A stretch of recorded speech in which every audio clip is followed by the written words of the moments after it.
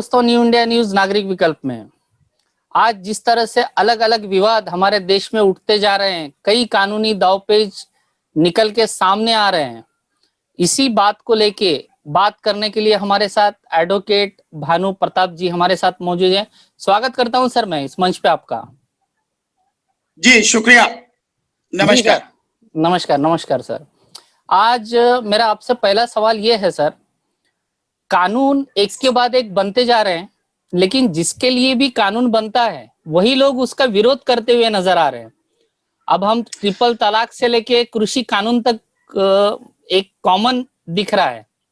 इस बारे में मैं आपकी राय जानना चाहूंगा सर, क्योंकि आप कानून के बहुत बड़े जानकार हैं और बहुत प्रसिद्ध वकील भी है, तो इस पे थोड़ी रोशनी डालिए हमारे दर्शकों के लिए सर। देखिए, जो सरकार है वो सरकार ये समझ बैठी है कि तुम जो कर रहे हो वही सही है और तुम ही बुद्धिमान हो, बाकी इस देश में कोई ना समझ रखता है, ना कोई अकल रखता है और न ही उसको किसी बात से कोई लेना देना है। उसके दुख दर्द को दूर करने का, उसकी समस्याओं का समाधान करने का हमसे बेहतर कोई एक तरीका नहीं जानता है, जो कि गलत है। जी जी जी। कम से कम आप जिनके विषय में कोई कानून बना रहे हैं, मैं समझता हूं सरकार को ईमानदारी से पहले उनसे चर्चा करनी चाहिए और उनकी दिक्कतों को, उनकी समस्याओं को प्रॉपर तरीके से लोगों के सामने रखना चाहिए। देश भर में उस पर सेमिनार कराने चाहिए, लोगों की राय जाननी चाहिए। लेकिन ये सरकार जिस तानाशाही पूर्ण रवैये से, जैसे 3 तलाक का मसला था, अब 3 तलाक जो मसला था वो उससे कहीं ज्यादा वो राजनीतिक मसला, क्योंकि अपनी राजनीतिक रोटियां सेकनी थी और समाज को बांटना था। उसी समाज को बांटने के लिए उन्होंने वो सारी चीजें की और बीजेपी के पास वैसे भी हिंदू मुस्लिम के अलावा दूसरा कोई मुद्दा नहीं है। अगर हिंदू मुस्लिम का मुद्दा हट जाए तो बीजेपी के पास राजनीति करने के लिए कुछ भी नहीं। ठीक अब इस तरह से जो किसानों की बात चल रही है कि वहां से लेके अब किसानों के आगे, और उससे पहले बीच में जो था सीए एनआरसी का आंदोलन था, तो सीए एनआरसी में आपने देखा कि जिस तरह से सरकार ने बात की, सरकार ने यह कहा कि पाकिस्तान, अफगानिस्तान और बांग्लादेश, यहां पर जो धर्म के नाम पर लोगों के साथ में जातियां होती हैं, उन जातियों की वजह से वहां पर हिंदू, बौद्ध, जैन, सिख, ईसाई, पारसी, इनके साथ में जो दिक्कतें होती हैं वो यहां से भारत आते हैं, तो उनको जो है आप नागरिकता देंगे। आपने मुस्लिम को छोड़ दिया, तो फिर वही बात हो गई, 3 तलाक में भी हिंदू मुस्लिम और यहां भी उसमें भी हिंदू मुस्लिम, बिना इसके इनकी राजनीति चलती नहीं। अब रही ये बात, अगर कोई बात थी तो आपको पहले लोगों के बीच में बात करनी थी, सेमिनार कराने थे, एक से एक विद्वान, एक से एक इससे जुड़े रिटायर्ड बड़े जजेस हैं, एक से एक क्वालिफाइड, बहुत अच्छे लोग हैं, आप उनसे बात करते। आपने उनसे बात नहीं की। सामाजिक कार्यकर्ता, बहुत अच्छे सामाजिक कार्यकर्ता हैं, ओपन डिबेट आपने कुछ नहीं कराई।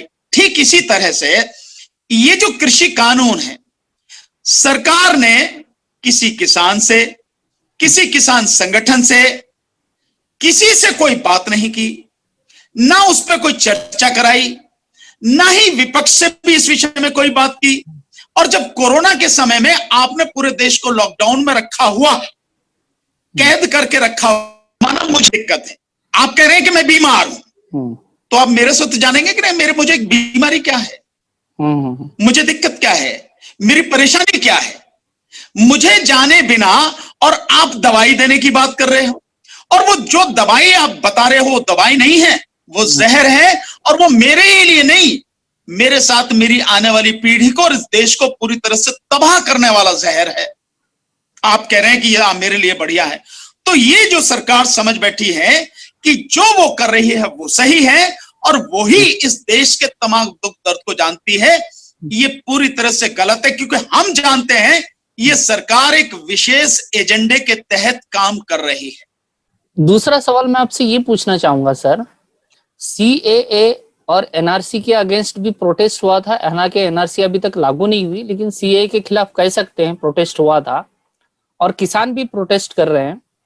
दोनों को अगर हम लोग तुलनात्मक दृष्टि से देखें, दोनों आंदोलनों को, तो दोनों आंदोलनों में बताया जा रहा है कि आतंकवादी है, देश के नागरिक नहीं है, आंदोलन कर रहा है, उसको अलग कर दिया जाए।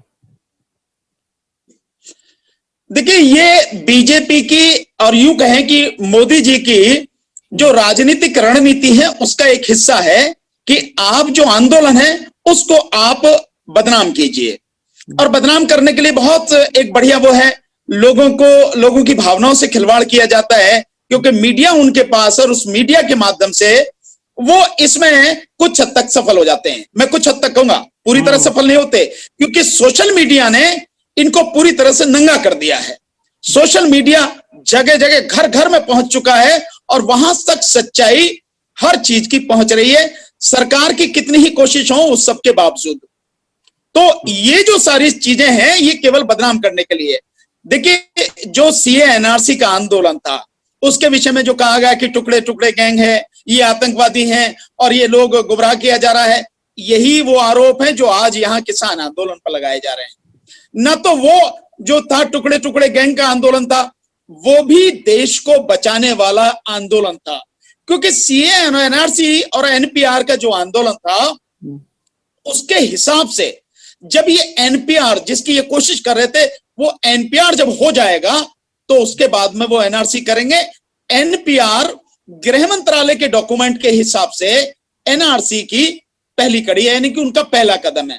तो एनआरसी के लिए वो लोगों के घर नहीं जाएंगे, एनपीआर से जो इंफॉर्मेशन होगी उसी के माध्यम से बैठ के वो एनआरसी करेंगे, और उसी में जिसको चाहेंगे उसकी नागरिकता वो खत्म करते रहेंगे। बाद में आप जवाब देते रहिए, उसका कोई मतलब नहीं।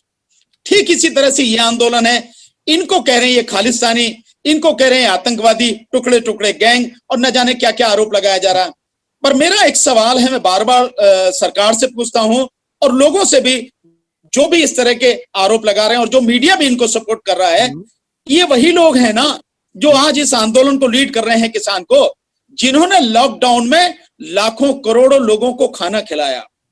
सरकार भी, दिल्ली में तो विशेष रूप से मैं कह सकता हूं, दिल्ली सरकार ने खुद इनसे कहा कि भाई हमें कम से कम 2 लाख लोगों का खाना डेली चाहिए, और गुरुद्वारा बंगला साहिब से, गुरुद्वारा रकाबगंज, शीशगंज, 4 गुरुद्वारों से 2 लाख लोगों का खाना डेली आता था। ये वही लोग हैं, दुनिया में कहीं भी किसी भी जगह कोई भी दिक्कत होती है, कोई भी आपदा होती है, ये लोग सबसे पहले जाके लंगर लगाते हैं, हर तरह की मदद करते हैं। ये वो लोग हैं। तो आप इनको, आज इनको आप आतंकवादी और खालिस्तानी कह रहे हैं। ये स्वर्ण मंदिर ने जो अमृतसर में है, इसने लगभग 160 करोड़ रुपए की मदद दी है, जैसी इंफॉर्मेशन हमें मिल रही है कोरोना के लिए। तो तब वो आतंकवादी नहीं है, तब वो खालिस्तानी नहीं है। पर अगर वो देश को बचाने की बात कर रहे हैं, सरकार द्वारा जितना ये मतलब बुरा कानून लाया गया है, इस देश को पूरी तरह तबाह करने वाला कानून है, तब आप कह रहे हैं कि ये आतंकवादी है, ये खालिस्तानी है? ये नहीं, ये सब इनकी रणनीति का हिस्सा है। ये थे एडवोकेट भानु प्रताप सिंह जी, जिन्होंने सीएए, एनआरसी, एनपीआर और कृषि बिल के बारे में अपनी वैयक्तिक बेबाक राय यहाँ पे दी है। इस सब के मामले में आपको क्या लगता है, नीचे कमेंट बॉक्स में कमेंट करके जरूर बताइएगा।